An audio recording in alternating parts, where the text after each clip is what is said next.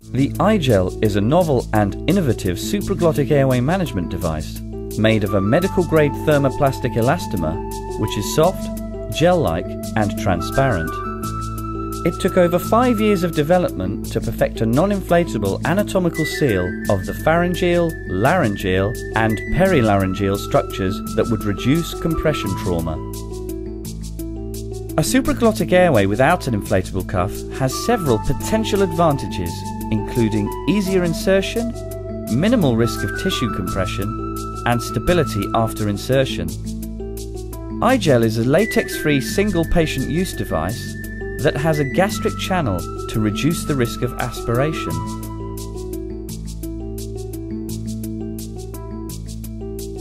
Key components and their function. The soft, non-inflatable gel-like cuff matches the shape and softness of the laryngeal and perilaryngeal framework. It helps to provide easy and rapid insertion and reduces the potential for post-operative trauma. An integral gastric channel is provided to reduce the risk of aspiration and allow for passing of a nasogastric tube.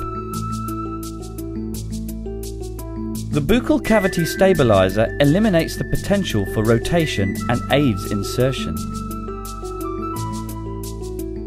An epiglottic rest helps to prevent the epiglottis from downfolding or obstructing the distal opening of the airway. The 15mm connector extends inside the airway tube far enough to provide an integral bite block. Pre-insertion preparation. iGel is supplied in a sterile pouch enclosed in either a protective cradle or a cage pack. This innovative packaging is colour-coded for size and designed to ensure the device is maintained in the correct flexion prior to use. It also acts as a base for lubrication. Select the appropriate size iGel according to patient weight. When selecting size, it should be remembered that the iGel cuff does look smaller than the corresponding size of many traditional supraglottic airways with an inflatable cuff.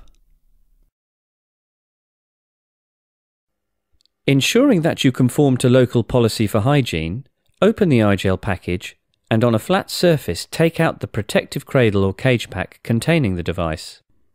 In the final minute of pre-oxygenation, remove the iGel and place a small bolus of a water-based lubricant, such as KY jelly, onto the middle of the smooth surface of the cradle or cage pack in preparation for lubrication. Do not use silicone-based lubricants. Grasp the iGel with the opposite free hand along the integral bite block and lubricate the back, sides and front of the cuff with a thin layer of lubricant. This process may be repeated if lubrication is not adequate. After lubrication has been completed, check that no bolus of lubricant remains in the bowl of the cuff or elsewhere on the device. Avoid touching the cuff of the device with your hands. Place the iGel back into the protective cradle or cage pack in preparation for insertion.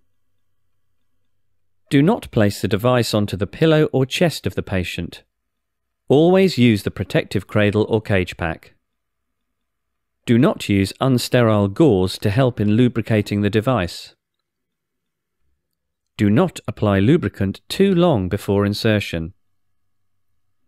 And always ensure dentures or plates are removed from the mouth before attempting insertion.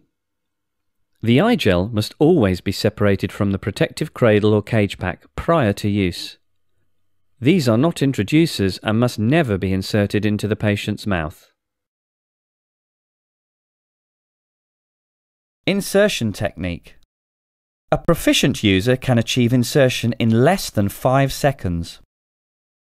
Remove the iGel from the protective cradle or cage pack. Grasp the lubricated iGel firmly along the integral bite block. Position the device so that the iGel cuff outlet is facing towards the chin of the patient. The patient should be in the sniffing the morning air position, with head extended and neck flexed. The chin should be gently pressed down before proceeding to insert. Introduce the leading soft tip into the mouth of the patient in a direction towards the hard palate. Glide the device downwards and backwards along the hard palate with a continuous but gentle push until a definitive resistance is felt. Do not apply excessive force on the device during insertion. It is not necessary to insert fingers or thumbs into the patient's mouth during the process of insertion. If there is early resistance during insertion, a jaw thrust or insertion with deep rotation is recommended. When inserted to a definitive resistance, the tip of the eye gel should be located into the upper esophageal opening, and the cuff should be located against the laryngeal framework. The incisors should be resting on the integral bite block. The eye gel has a horizontal line on the integral bite block to indicate the optimal position of the teeth. But the teeth may rest safely anywhere on the integral bite block. The eye gel should then be taped down, maxilla to maxilla. When inserting the eye gel, it should be remembered that partial resistance and then a feeling of give way may sometimes be felt before the endpoint resistance is met. This is due to the passage of the bowl of the eye gel through the facial pillars. This is quite normal and consistent with correct insertion, but in such cases, insertion needs to continue until definitive resistance is felt. Let's look at some eye gel insertions in real patients. Note the sniffing the morning air position and the gentle press down on the chin. See how there is no need for fingers to be inserted in the mouth. There is never a need to apply excessive force or to repeatedly push down on the device once definitive resistance has been felt. How to use the gastric channel. If required, a nasogastric tube can be inserted down the gastric channel of the eye gel. For a quick and efficient insertion, it is important that the nasogastric tube and the gastric channel of the eye gel have been adequately lubricated before insertion is attempted. The ideal way to achieve this is to place a small bolus of lubricant over the proximal end of the gastric channel. The nasogastric tube should then be inserted a short way down the channel and moved in and out to prime it before completing insertion.